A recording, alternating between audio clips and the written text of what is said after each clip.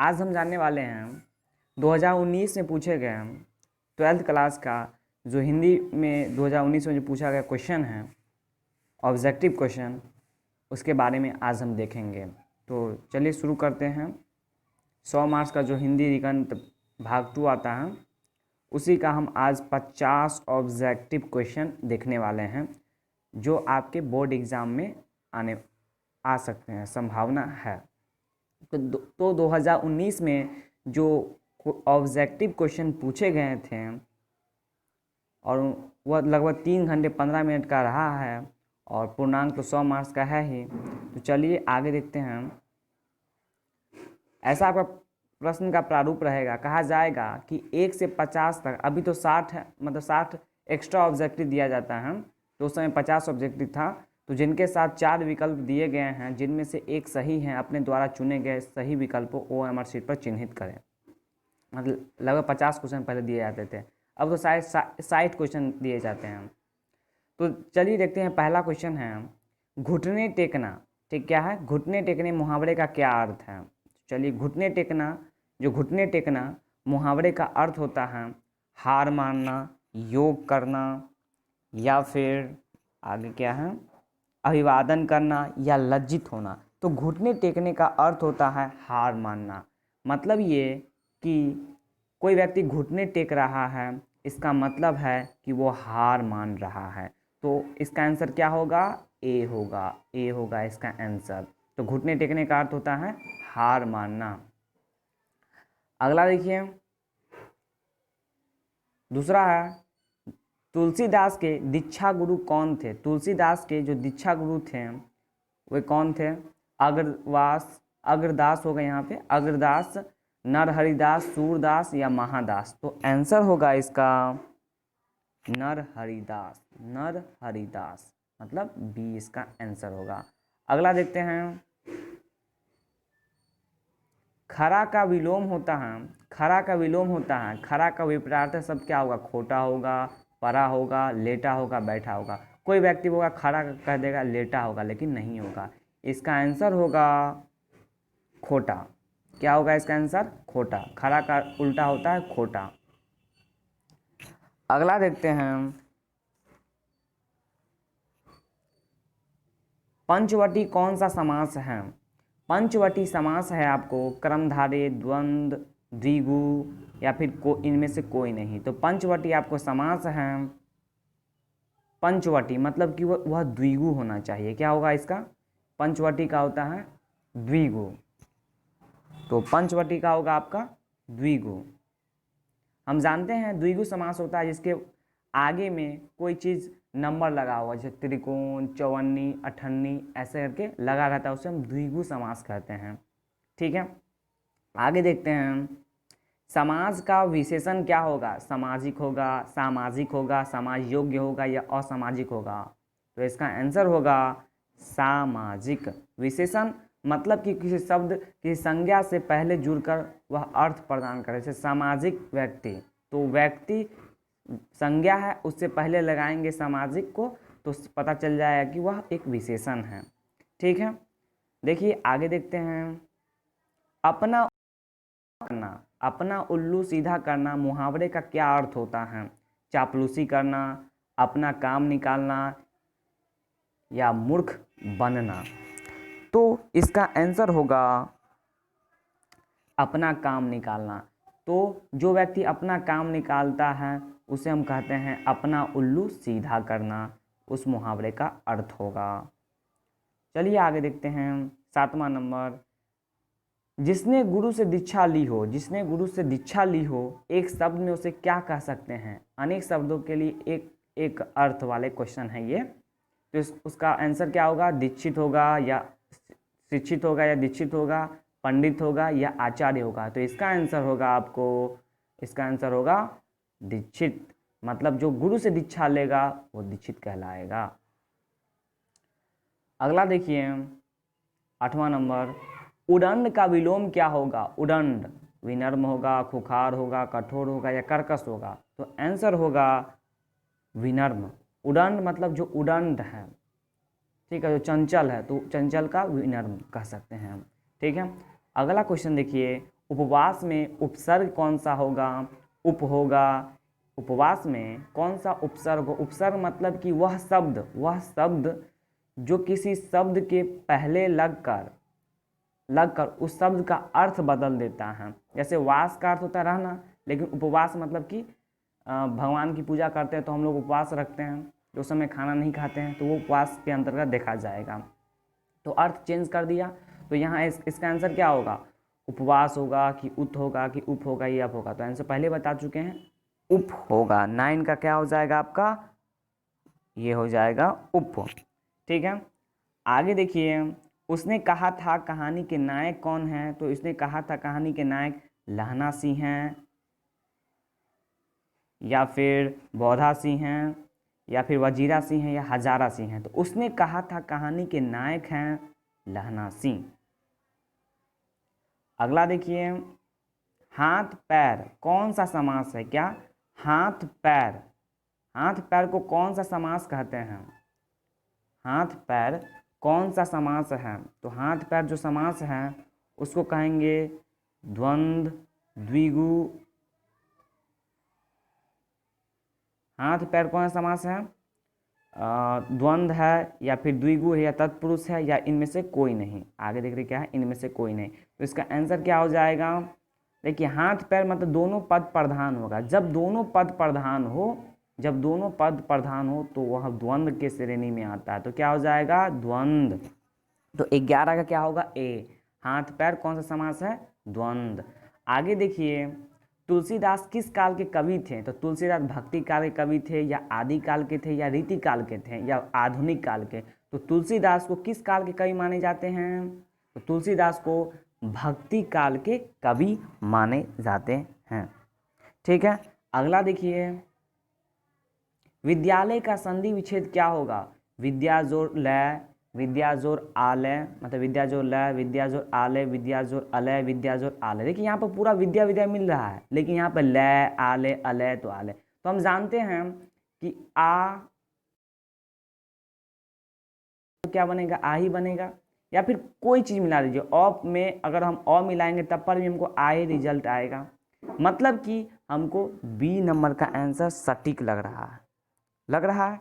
इसका आंसर होगा B number, मतलब विद्या में हम आ जोड़ेंगे तो आले हो जाएगा, लेकिन इसमें ठीक है, तो विद्या जोड़ आले विद्यालय हो जाएगा। ठीक है, सटीक आंसर ये होगा। अगला देखिए, घर से बाहर होना, आपसे बाहर होना, आपे से बाहर होना मुहावरे का क्या अर्थ होता है?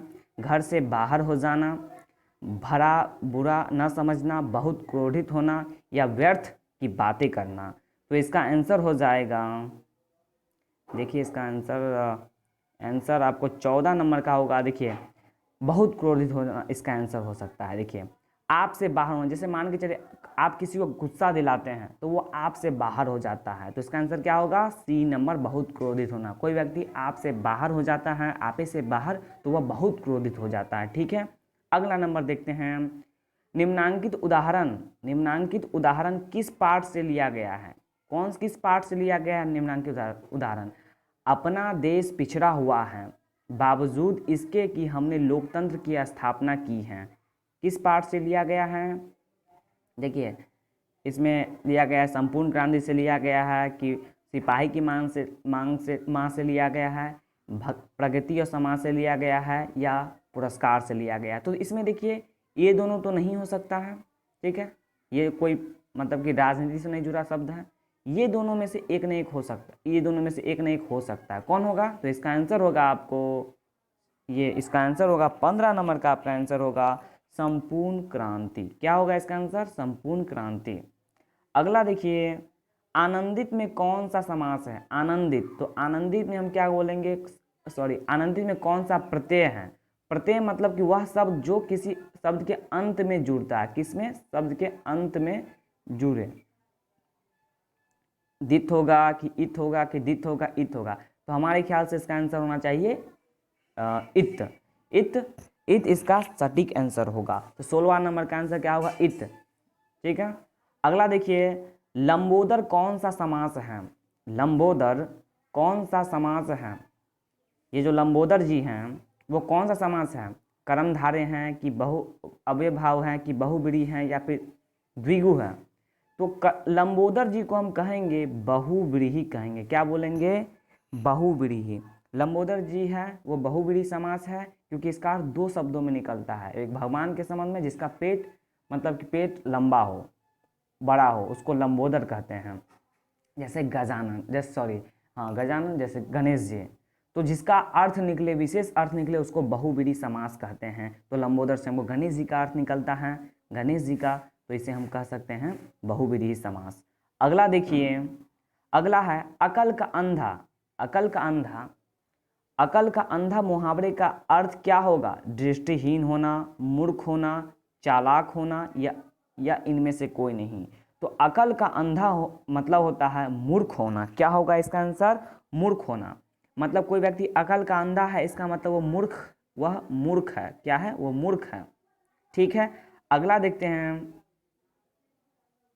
अगला कि खून पसीना एक करना। क्या है? खून पसीना एक करना मुहावरे का क्या अर्थ है? युद्ध करना, बहुत परिश्रम करना, उल्टा काम करना या बहुत क्रोधित करना। तो खून पसीना जब हम बोलते हैं एक करने की बात करते हैं, इसका मतलब होगा कि बहुत परिश्रम करना। खून पसीना एक करने का मतलब ही होता है बहुत परिश्रम करना। जैसे किसान लोग परिश्रम करते, खून पसीना एक करके कमाते हैं। अगला देखिए 20 नंबर, साकार का विलोम क्या होगा? साकार का विलोम क्या होगा? चल देखते हैं साकार का, चलिए देखते हैं साकार का विलोम क्या होगा। निराकार होगा या कुआकार होगा या बेकार होगा या अतिकार होगा। तो साकार का होगा आपको, जो साकार है तो उसको हम बोल सकते हैं निराकार। तो इसका आंसर क्या होगा? निराकार होगा। साकार का निराकार होगा। बेकार नहीं होगा, ये तीनों नहीं होगा, इसका आंसर होगा निराकार। आगे देखते हैं निश्चय। निश्चय संधि कौन सा समास है? निश्चय संधि कौन सा समास है? निह जोड़ च, निश्चय निश्चय च या इनमें से कोई नहीं। तो देखिए निश्चय जो समास है, संधि है, सॉरी, निश्चय का संधि विच्छेद क्या होगा? नि जोड़ च, निश्चय च या फिर इनमें से कोई नहीं। ठीक है, इधर आप देख रहे हैं कि सब में च लगा हुआ है, ये तो होगा ही नहीं। च लगा हुआ, इन तीनों में से कोई ना कोई एक होगा। कौन होगा? देखिए इसका आंसर होगा पहला नी जोड़ च। निस जोड़ च करेंगे तो नहीं होगा, नी जोड़ च होगा। 21 नंबर का आपका आंसर होगा ए नंबर, नी जोड़ च। तो नी जोड़ च मिलेगा तो निश्चय। कोई व्यक्ति बी को लगाए, लेकिन बी गलती है, ए सही है। ठीक है, बात समझने की कोशिश कीजिएगा। ठीक है, अगला देखिए आपका है भूषण किस काल के कवि माने जाते हैं? भूषण जी जो हैं उसे किस काल के कवि माना गया है? रीति काल का है कि आधुनिक काल का है या आदि काल का है या फिर भक्ति काल का है? तो भूषण जी हैं वो रीति काल के, किस काल के कवि हैं भूषण जी? तो भूषण जी आपको है रीति काल के कवि हैं। तो इसका आंसर हो जाएगा आपको ए नंबर, भूषण जी रीति काल के कवि हैं।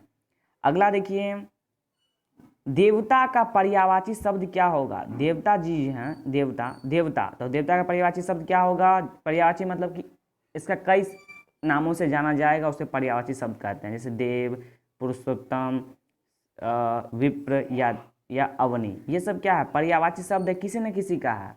लेकिन इसमें देवता का पर्यायवाची शब्द क्या होगा? देव होगा, देव।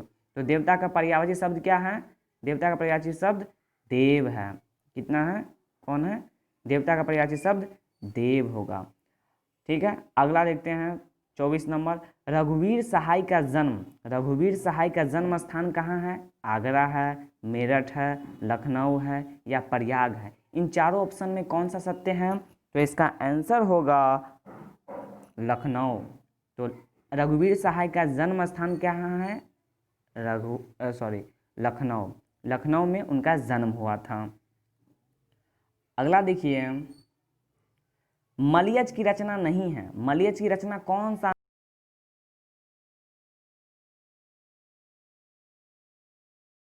मलयज का इसमें कोई रचना नहीं है। मलयज जी जो है उसकी एक भी रचना इसमें नहीं है। तो इसका आंसर क्या हो जाएगा? इनमें से कोई नहीं, मलयज की कोई भी रचना नहीं है इसमें। ठीक है, अगला देखिए ज्ञात का विलोम क्या होगा? अज्ञात होगा, अनजान होगा, ज्ञात का विलोम क्या हो सकता है? अनजान हो सकता है, अज्ञात हो सकता है, नासमझ हो सकता है, या फिर बेज्ञात हो जाएगा, या फिर बेज्ञात। तो इसका आंसर होगा ज्ञात का अज्ञात। ज्ञात का क्या हो जाएगा? अज्ञात होगा। ठीक है, ये सब सिंपल शब्द है, आपको याद आता ही होगा ये सारी चीज़। ठीक है, ऐसे देखिए अगला देखिए, भारत का विशेषण क्या होगा? इसमें कन्फ्यूजन किसी को हो जाता है। भारतीय का भारतीय हो सकता है, भारत हो सकता है, भारतीय, लेकिन इसका विशेषण होगा भारतीय। तो ऑप्शन नंबर इसका 27वां का ए होगा। तो भारत का विशेषण क्या हो जाएगा? भारतीय हो जाएगा। ठीक है, आगे देखते हैं 28 नंबर, संपूर्ण क्रांति के रचनाकार कौन है? संपूर्ण क्रांति के रचनाकार कौन है? जे कृष्णमूर्ति हैं, भगत सिंह हैं, जयप्रकाश नारायण, इनमें से कोई नहीं। तो संपूर्ण क्रांति के रचनाकार हैं आपको जयप्रकाश नारायण। तो संपूर्ण क्रांति के रचनाकार कौन है? जयप्रकाश नारायण। ठीक है, अगला देखिए, निंदा का विलोम है। निंदा, तो निंदा मतलब क्या होता है? किसी की बुराई करना। तो निंदा का क्या होगा? स्तुति होगा, पूजा होगा, प्रशंसा होगा, या आराधना करना होगा। तो निंदा का होता है स्तुति करना। क्या होगा? निंदा का स्तुति करना। अगला देखिए, धरती का विलोम क्या होगा? धरती, धरती आकाश होगा, पाताल होगा, भूमि होगा, या इनमें से कोई नहीं। धरती का विलोम इनमें से क्या हो सकता है? तो या कोई व्यक्ति सोचेगा ओह धरती का पाताल हो जाएगा, लेकिन पाताल नहीं होगा, इसका आंसर होगा आकाश। ठीक है, तो धरती का विलोम क्या हो जाएगा? आकाश हो जाएगा। एक बात समझ में, आकाश। ठीक है, आगे देखिए,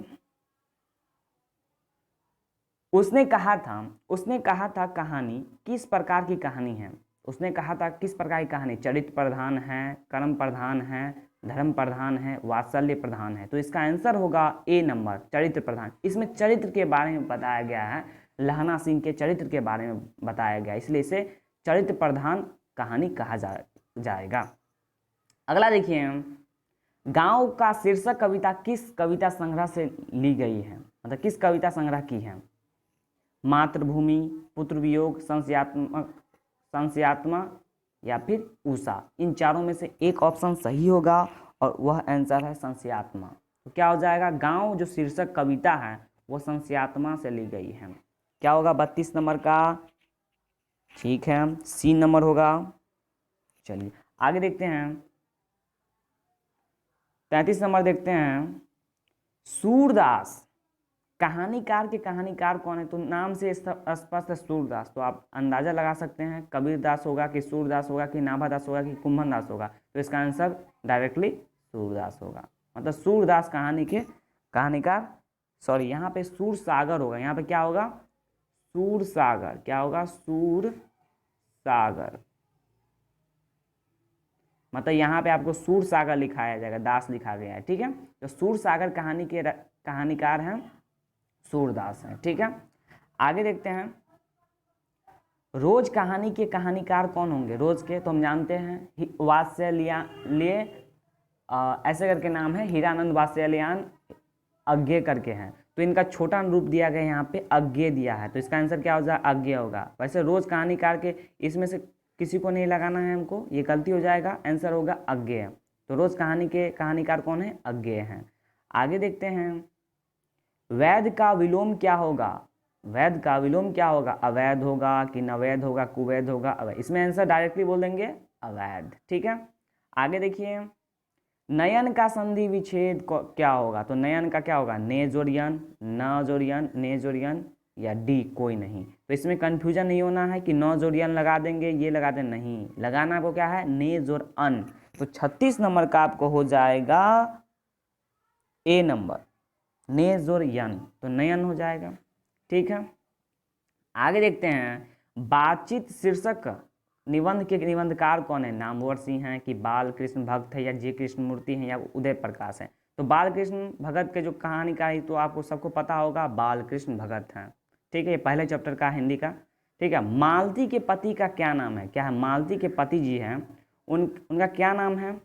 मालती के पति का क्या नाम है? चंद्रेश्वर, रामेश्वर, महेश्वर, या रामनाथ। इसका आंसर क्या होगा? इसका आंसर होगा महेश्वर। तो ऑप्शन नंबर सी, मालती के पति कौन है? महेश्वर है।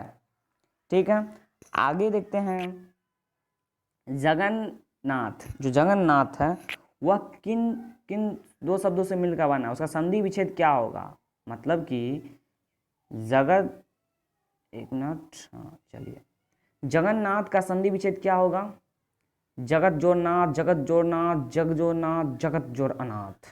तो इसमें से होगा, कौन सा आंसर होगा, जगत जोड़ नाथ। तो 39 का हो जाएगा आपको ए नंबर, जगत जोड़ नाथ। इसमें हलंत है तो हलंत जुड़ जाता है इसमें, ठीक है, बात समझ में आ रही है। इसमें हलंत नहीं है तो ये गलती है, ये सही है। तो आगे देखते हैं,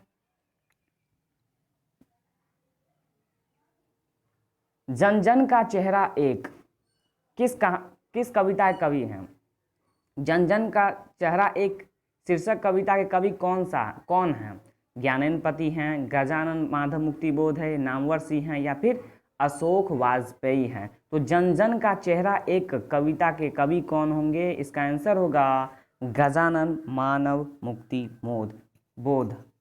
तो क्या हो जाएगा, बी नंबर हो जाएगा इसका आंसर। आगे देखते हैं, पृथ्वी का पर्यायवाची शब्द है, पृथ्वी का पर्यायवाची शब्द कौन है, भूमि है, मिट्टी है, पाताल है, या इनमें से कोई नहीं। तो इसका आंसर होगा पृथ्वी का, डायरेक्ट बोल देंगे भूमि, ना कि मिट्टी पाताल नहीं होगा, ये इसका आंसर होगा। आंसर क्या होगा, हो जाएगा इसका ए नंबर, 41 का ए।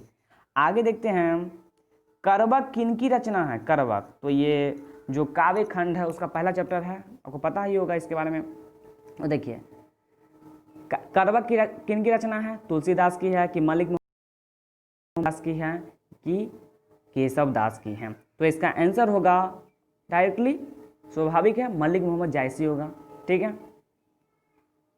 कामचोर कौन सा समास है, कामचोर कौन सा समास है, कामचोर कौन सा समास है, बहुव्रीहि है कि तत्पुरुष है, या अव्ययभाव है, कर्मधारय है। तो कामचोर जिसमें क्या हो, प्रथम पद प्रधान हो, ऐसे ना, तो इसका आंसर क्या हो जाएगा, तत्पुरुष। तो देखिए बी नंबर, 43 का आपका आंसर हो जाएगा बी नंबर। तो 43 का आंसर क्या हो जाएगा, बी नंबर, तत्पुरुष, कामचोर तत्पुरुष समास है। आगे देखते हैं, ज्ञानपीठ पुरस्कार से सम्मानित, ज्ञानपीठ पुरस्कार से सम्मानित रचना कौन है, उर्वशी है कि रेणुका है कि कुरुक्षेत्र है, इनमें से कोई नहीं। तो ज्ञानपीठ पुरस्कार से सम्मानित रचना कौन सा है, इसका आंसर होगा उर्वशी। उर्वशी जो है वो ज्ञानपीठ पुरस्कार से सम्मानित रचना है, उर्वशी, ठीक है। आगे देखते हैं, आत्मा का विशेषण क्या होगा, आत्मा का विशेषण क्या होगा, आत्मजा होगा कि आत्मीय होगा कि आत्मिक होगा, या इनमें से कोई नहीं। तो इसका आंसर होगा आत्मा का आंसर क्या होगा, विशेषण क्या होगा, इसका आंसर होगा आत्मिक, इसका आंसर होगा सी नंबर, आत्मिक। आगे देखते हैं, आजकल कौन सा समास है, यहाँ पे 41 हो गया, यहाँ 46 होगा, 46 नंबर का। आजकल कौन सा समास है, तो आजकल समास है आपको, आजकल तत्पुरुष है कि अव्ययभाव है कि कर्मधारय है, द्वंद्व है। तो 41वां का आपको हो जाएगा, सॉरी 41वां नहीं है, ये आपको 46वां नंबर का है। तो 46वां का हो जाएगा अव्ययभाव, क्या हो जाएगा इसका आंसर, बी नंबर। आजकल कौन सा समास है, बी नंबर, ठीक है।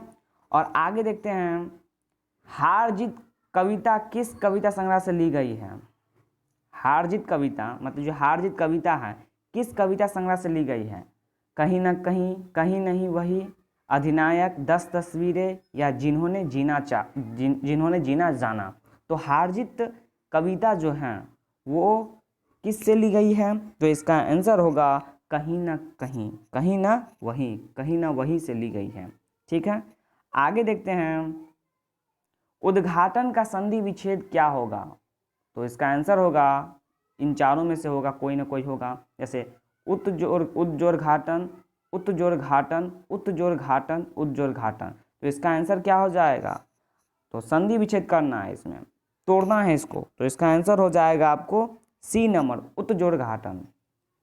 तो इसका आंसर हो जाएगा उत्जोर घाटन, तो हलंत है और घ, ये नहीं होगा क्योंकि इसमें तो है, तो हलंत नहीं है, इसमें द है तो ये भी नहीं होगा, ये भी नहीं होगा, होगा क्या, सी नंबर। तो क्या हो जाएगा, उद्घाटन का उत्जोर घाटन। आगे देखते हैं, रेंगुन कहाँ है, रेंगुन कहाँ है, रेंगुन कहाँ है, नेपाल में है कि बर्मा या चीन में है। तो रेंगुन जो जगह है वो बर्मा में है, कहाँ है वो, वो बर्मा में है। रेंगून कहाँ है? बर्मा। तो बी नंबर इसका आंसर सही होगा। अगला देखिए, फौजी वहाँ लड़ने के लिए है, फौजी वहाँ सकते, जो फौज छोड़कर भागता है उसे गोली मार दी जाती है। उपर्युक्त उदाहरण किस पाठ से लिया गया है?